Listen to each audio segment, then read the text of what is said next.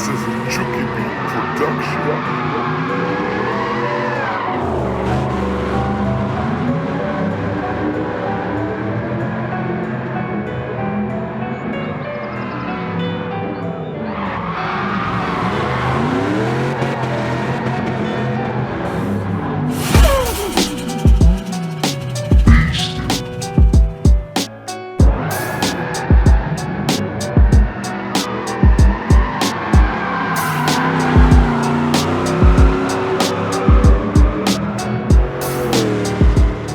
Hello and welcome back to the channel, and welcome back to another GT Sport drift setup. I'm continuing with update 1.4, and the second car I wanted to cover is actually the Camaro Z28 or Z28 depending on where you come from.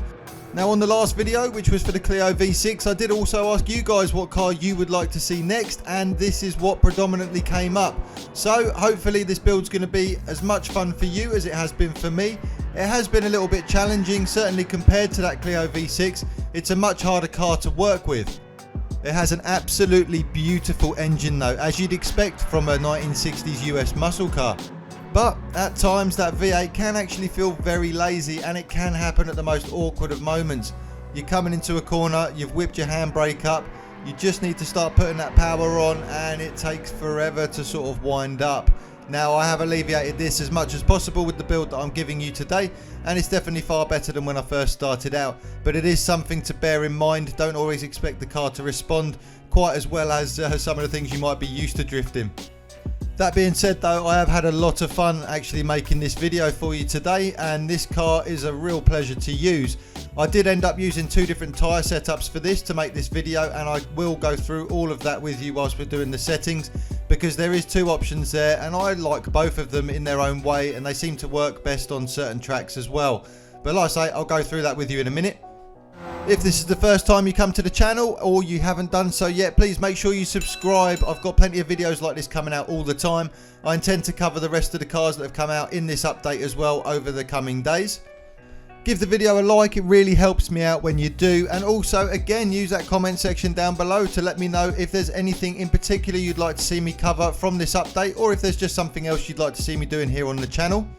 Like I always say, use the settings I'm about to give you as a base. It's a good place to start, but everyone has their own style, so don't feel like you have to stick with them exactly as they are. Play with them until it suits you and how you like to play. I'll take you over to the build now and I'll explain it all a little bit further. So with the Camaro here, what I've actually done is take the power level all the way up to level 4 there, and take it to the top of that, which is 184%. Now it's going to leave you 533 brake horsepower. There is more power there obviously if you want it, but I found that this seems to be working quite well for me, and it's also working absolutely fine no matter what the course is. Now weight reduction wise, I've taken it to level 3 there and dropped it to 91%, which is going to leave you with 1,287 kilograms. Traction control is obviously set to 0. Now this is the big part that I kept changing, and that's the tyres. Now front tyres remain the same no matter what build I've been playing with, and that's comfort hards. And traditionally what I would have here on the channel as well is comfort hards on the rear. Now that works absolutely fine, but the car does feel a little bit on the heavy side through the corners. It actually almost feels like the weight's pulling you to the outside of the corner, and I went off the track quite a few times. Now, assuming you've got really gentle throttle control, you'll be absolutely fine with comfort hards front and rear, and it will feel much like any other setup I put out on the channel. However, what I did actually find myself doing as well with some of the courses was setting the rear tyres there to comfort mediums, leaving the fronts on hards, and actually what it just does is it stops that car from going towards the edge of the corner, and I found it a little bit more controllable in some situations. But just play with it yourself and see what works best for you. In fact, it would be great to hear from you down in the comment section if you prefer the medium tyre on the back for this particular build. I couldn't really make up my mind, which is why I'm telling you both, but just play with it and let me know what you think. Brake balance is set to 0. Ride height for this one is set to 90 on the front and 94 on the rear. Natural frequency is a 1.9 on the front and 1.8 on the rear there.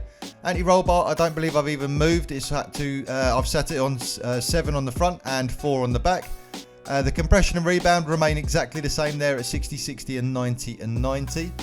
Camber angle on the front I've set to 3, and on the rear I've set to 1.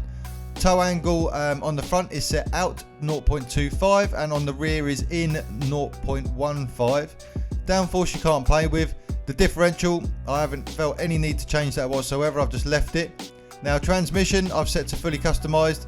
I've been playing around with this top speed as well, and again I think this is the best point that I could get it to, and that's setting it to 155 there. Now I can't remember if I have adjusted these, so I will just leave it on the screen, but hopefully that should be everything you need to actually go out and enjoy the car. Thanks for coming by the channel. I really hope you enjoyed today's video. As always, I'm going to leave you with a bit of footage of me just messing around with the car, and I'll see you all on the next one.